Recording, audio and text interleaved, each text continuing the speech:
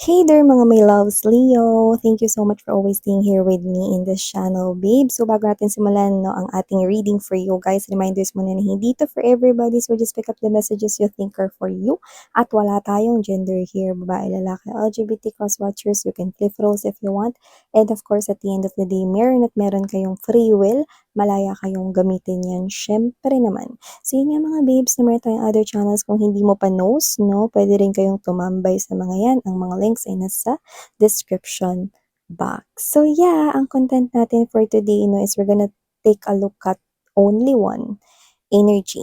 No, yung pinaka kumukonek sa inyo, most connected sa inyo right now. So let's find out no kung ano ang kanya ritong intensyon, ano yung naglalaro sa kanyang thoughts, no? Baka may mga plano or meron siya rito mga bagay na gustong sabihin at iparating sa iyo.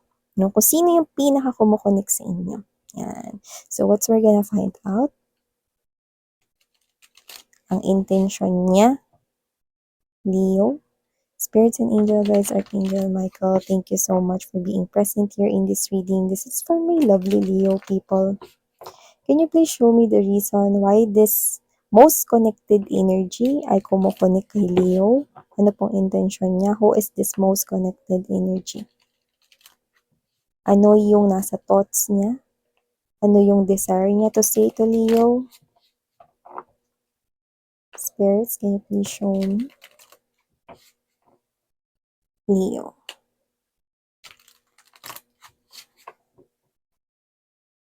Archangel Michael, thank you so much for being present here in this reading together with the lovely and beautiful angels and spirit guides. Leo.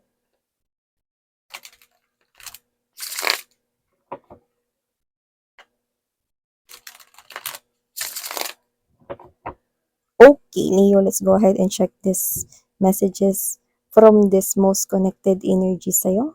Ilatag na muna natin lahat. Full card energy. The sun. Oh. The star. Wow. Major arcanas coming from here, Leo. Okay. For some reason, nakukuha ko rito na pwedeng marami tong followers, marami siyang friends, no? So, whoever this individual is, pwedeng sikat siya sa kanyang field. Pwedeng marami nakakilala sa trabaho sa kanya, career, no? Yan, pwede rin naman na siya to na baka meron siya ritong social media. Oh, wow, you already have here 4 major arcanas, no? Ace of Swords energy, and there's this Ace of Cups. Possibly is strongly new love popping out right here. Trouble, and this person here is traveling right here. Like malinaw sa sikat ng araw, no? That this person here will be traveling at makikilala mo pa lamang siya. So, nakikita ko, no, na lumalabas na siya sa yung energy right here, no? Dahil, siya rito yung mataas yung potential, no, na maging isa sa mga options mo when it comes to love, no? And with the Hierophant energy, nakikita ko, no, na serious commitment ang magiging offer nitong person na to sa'yo in the future, no? Sa ngayon, nakikita ko siya rito, no, na parang medyo malungkot siya. Meron kasi siya ritong parang inaalisan. Pwedeng lugar ito or trabaho. Hindi ko nakikita na love life yung inaalisan niya, no? Kasi lumalabas rito na siya ay single and healing right here from something that might happen na parang maaring something bad happened sa kanya, no? Pero hindi ko nakukuha na love life yon. Pero kung sino man tong person na to, no, nakikita ko na itong person na to, no, is looking for that treasure, no, na magbabalik rito ng sigla sa buhay niya. So this person here, okay, will not use you to make him or her happy, because this person will definitely find out, discover, no, na ikaw yung magpapasaya sa kanya. So, hindi siya darating sa buhay mo para gamitin ka para maging masaya siya. Hindi ganun. Darating siya sa buhay mo dahil nakatakda siyang dumating. Nakatakda siya rito maging one of your options when it comes to love, no? And whoever this individual is, no, you will effortlessly make him or her happy. Meron ditong mga galawan kang gagawin 'no, like effortlessly wala kang kaide-ideya dun 'no, pero mapapasaya mo siya. No, nakita ko dito ng dalawang indication ng new beginning sa taong ito. So, posibleng makilala mo siya 'no, hindi yung hindi yung bagay na parang ano ha, 'pag nagkakilala kayo na manliligaw agad, hindi gano'n. Parang meron munang bagay rito 'no, na puwedeng mangyari. Like let's say ganito example, magbibigay ako ng example para mas clear, okey? Kasi ganito, 'pag dumating siya, hindi agad-agad na, magkakaroon ng ligawan dito, hindi, 'no? Posibleng makilala mo siya kunwari dito sa isa sa mga hiking mo, baka mahilig ka mag-hiking o mahilig ka mag-camping 'no, puwedeng mahiraman mo siya rito ng kaldero or mga kailangan mo sa camping, yung mga gano'n 'no, or kung ano man 'to 'no. Nakikita ko na yung first encounter ninyo 'no, is hindi yung love agad, okey? If you know what I mean. Kunwari ikaw mahilig kang sumali sa mga fun run 'no, and then ikaw 'to na inabutan niya rito ng tubig 'no, kasi meron siyang extra water or dalawa yung nakuha niya for some reason, nakatadhana yun 'no. So yung first encounter ninyo 'no, is hindi yung love agad 'no, pero meron kayo ritong kakaiba 'no, parang like you're gonna bump with this person here, okey? And yun pala is parang sneak peek 'no, na ito na pala yung person na, magkakaroon rito ng posibleng magandang new beginning sa inyo, yan. Basta in one of your travels 'no, so lalo na kung gala ka, nakikita ko rito na mas malaki yung chance 'no, dahil palabas-labas ka, posibleng dun mo siya makilala, yan 'no. In one of your travels 'no, kahit saan 'no. So nakikita ko rito kahit saan ka pupunta, malaki yung chance 'no, na maka-bump mo itong person na ito 'no. And this is the truth na hindi mo alam 'no, kaya nga sinabi ko na like, this could be somewhat here parang random lang 'no, yung parang feeling mo daan lang siya rito, Leo, pero hindi siya rito mapapadaan lang with the sun right here. You will definitely see clearly 'no, na itong person na 'to 'no, is meron ditong ibang rason kung ba't siya dumating sa buhay mo, and with the presence of Hierophant energy, this person here is actually looking for that treasure, and that treasure 'no, madidiskubre niyang ikaw po yun, Leo. Ang taray! Alam mo, high chance kung sino 'tong ninyo, marami 'tong followers or marami siya ritong friends sa Facebook 'no. Medyo nakikita baka sa TikTok marami siyang followers. So, kung sino man 'to na nakikita ko rito na yung pangalan niya is matunog 'no. So, puwedeng may social media siya rito, baka influencer din ito 'no, or whatever.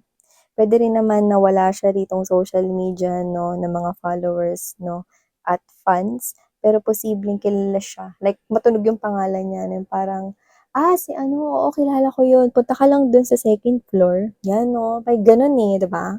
Yung 'pag binanggit mo yung pangalan niya or 'pag may hinanap ka rito, kilala siya 'no, dun sa building na yun kahit marami pang nagtatrabahong iba dun or iba yung mga company na nakalista dun na nagli-lease or nagre-rent 'no, matunog yung pangalan niya 'no. So, kilala siya rito sa trabaho niya. Posible rin na may mataas na posisyon 'to 'no.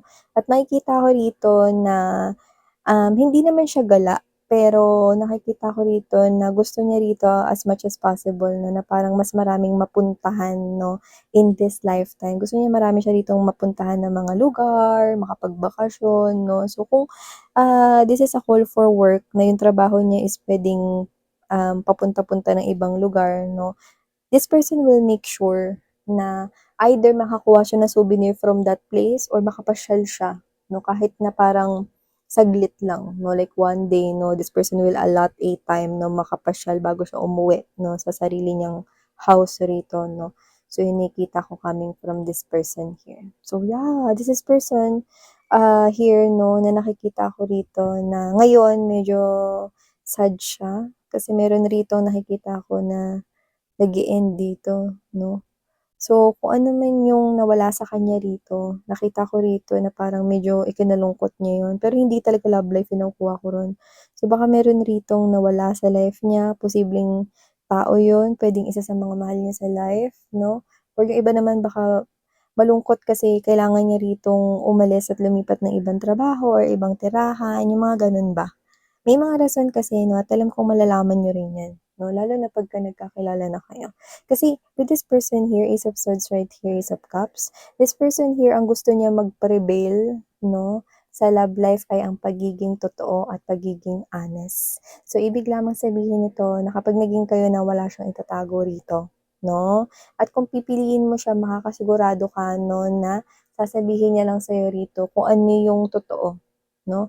So, kung ano man ito, nakikita ko na ito yung magbubuo rin ng tiwala mo sa taong ito, 'no? You will build this trust with this person here, 'no? Dahil yung mga sasabihin niya ay malalaman mong lahat yun ay totoo, 'di ba? So, yun, 'no? And this person here, puwedeng nakatira siya, 'no, strongly, malakas nakatira siyang alone or independent 'no. Puwedeng nakabukod siya sa family niya, puwede because of work or puwedeng gusto niya kasing maging independent na 'no, yung matulungan yung sarili niya rito, tumayo sa sarili niyang paa na para mas ma-handle niya rito really well yung life niya, makapag-budget ng maayos, mga gano'n, at mas makapag-ipon on his or her own, 'yan 'no. Pero very good provider siya sa kanyang family, nakita ko rito 'no, na puwedeng close sila rito ng kanya ritong parent. So, puwedeng mama niya yun, papa niya yun, or lola, lolo, may gano'n, eh, 'no. So, parang nakikita ko rito na nagbibigay siya sa family, pero nakikita ko na mas parang, ini-indulge niya yung isang person sa family. So, either lolo, lola niya yun or mama niya, papa niya, 'yan, 'no. So, nakikita ko rito na itong person na 'to 'no, isang lumalabas rito na susunod 'no, na magmamahal sa'yo. Nasa iyo mga babes 'no, ang bola. Kung gusto mo patuloyin itong person na 'to, Leo, sa iyong life. Pero kung sino man siya lumalabas rito 'no, na kagaya ng chalice of love na ito, nagsisitapon na rito 'no, ang mga emotions niya. So, ibig sabihin, itong tao na 'to ay mafo-fall really in love with you. Yan 'no. This star right here, alam mo ba na ang hawak rito ng star itong dalawang jar na 'to, 'no? Yan po ang Two of Cups energy. So, nakikita ko na mapapansin mo siya, 'no, kahit magkaroon ka pa rito ng ibang mga options when it comes to love. Kung sino man 'to na ito rin po yung parehas na sinasali niya rito, 'no, na laman ng cup na ito. So, nakikita ko rito 'no, na may mataas na chance na maging kayo ng person na ito. Lalo na makikita mo na magiging seryoso siya pagdating sa koneksyon ninyo, lalo na pagdating sa'yo. Maalaga siya, yung nakikita ko rito 'no, tsaka, ano siya, eh, tawag nito, nakakabuhay siya ng espiritu. Talagang papasayahin ka nito 'no. This person meron siyang gano'ng klase ng katangian which is I love 'no. Someone who is funny and lively 'no.